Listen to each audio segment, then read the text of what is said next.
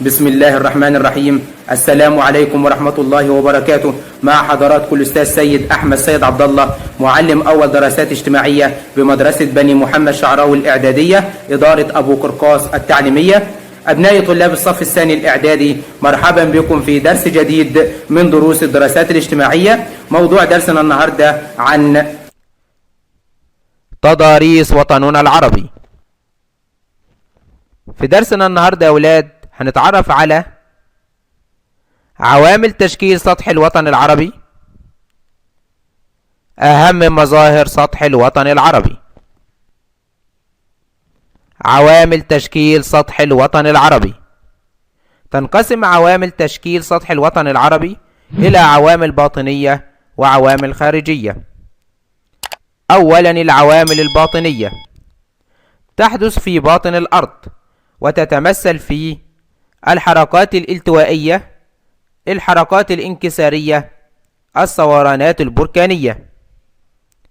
الحركات الالتوائية أدت إلى تكوين سلاسل جبلية مرتفعة. الحركات الانكسارية أصابت الصخور الصلبة فأدت إلى ارتفاع بعضها مكونة جبالا وانخفاض بعضها مكونة بحارا. الثورانات البركانية أدت إلى ظهور الجبال والهضاب البركانية مثل هضبة اليمن. ثانيا العوامل الخارجية تحدث على سطح الأرض وتتمثل في التعرية المائية والتعرية الهوائية. التعرية المائية تتمثل في نحت الماء للصخور ونقلها وإرسابها، وينتج عنها أشكال سطح متعددة مثل دالات الأنهار وشواطئ البحار. التعرية الهوائية تتمثل في نحت الرياح للصخور ونقلها وإرسابها، وينتج عنها أشكال سطح متعددة مثل الكثبان الرملية. أهم مظاهر سطح الوطن العربي: الجبال، الهضاب، السهول. أولا الجبال. تنقسم الجبال في الوطن العربي حسب تكوينها إلى جبال التوائية وجبال انكسارية. الجبال الالتوائية هي جبال نشأت نتيجة الحركات الالتوائية الباطنية التي تعرضت لها طبقات القشرة الأرضية، مثل جبال كردستان، جبال زاجرس، جبال عمان، جبال أطلس. الجبال الانكسارية هي جبال نتجت عن حدوث انكسار في طبقات القشرة الأرضية، مثل جبال البحر الأحمر، جبال الشام. من الجبال الالتوائية جبال أطلس، تقع بالجناح العربي الأفريقي فقط، تمتد من الغرب للشرق في 3 دول هي المغرب، الجزائر، تونس.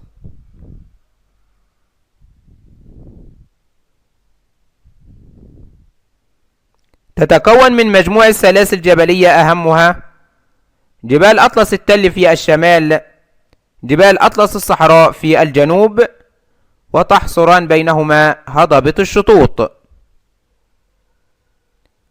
من الجبال الانكسارية جبال البحر الأحمر، تقع في جناحي الوطن العربي، تمتد على جانبي البحر الأحمر في الجناح الأفريقي،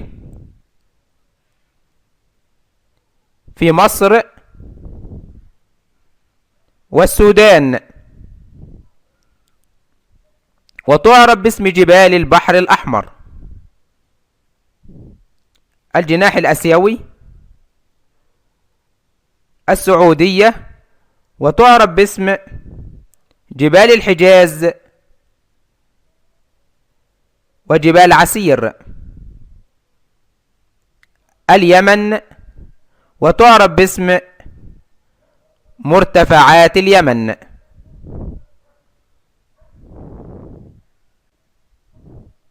من الجبال الانكسارية جبال الشام، تقع في الجناح العربي الآسيوي، تمتد على طول الساحل الشرقي للبحر المتوسط في سوريا، لبنان، فلسطين. تحصر بينها عدة سهول تجري فيها أنهار مثل نهر الليطاني في لبنان، نهر العاصي في سوريا. ثانيا الهضاب، هضاب الجناح الأفريقي، هضبة أفريقيا الشمالية، تمتد من جبال البحر الأحمر شرقا إلى ساحل المحيط الأطلنطي غربا، ومن ساحل البحر المتوسط شمالا إلى وسط أفريقيا جنوبا. تعد هضبة الشطوط من أهم مظاهرها. هضاب الجناح الآسيوي، هضبة بادية الشام، تقع في شمال شبه الجزيرة العربية. هضبة نجد، تقع في وسط شبه الجزيرة العربية. هضبة حضرموت، تقع في جنوب شبه الجزيرة العربية.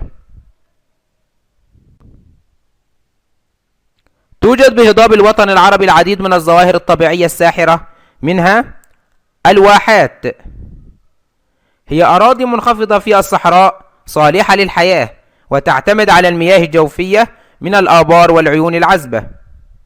أهميتها: توجد بها أراضٍ خصبة صالحة للزراعة، وبالتالي يعمل سكانها بالزراعة وتربية الحيوانات، مثل واحة سيوة في مصر وواحة الكفرة في ليبيا. الأودية الجافة، هي أودية كانت تجري بها المياه قديما ثم جفت. أهميتها: تستخدم كطرق للمواصلات، ويسهل الحصول منها على المياه الجوفية، مثل وادي العلاقي في مصر. ثالثا السهول، هي أراضي سهلية منبسطة من سطح اليابس، وتتميز باستواء سطحها. تنقسم السهول إلى سهول فيضية، سهول ساحلية، سهول صحراوية. أولا السهول الفيضية،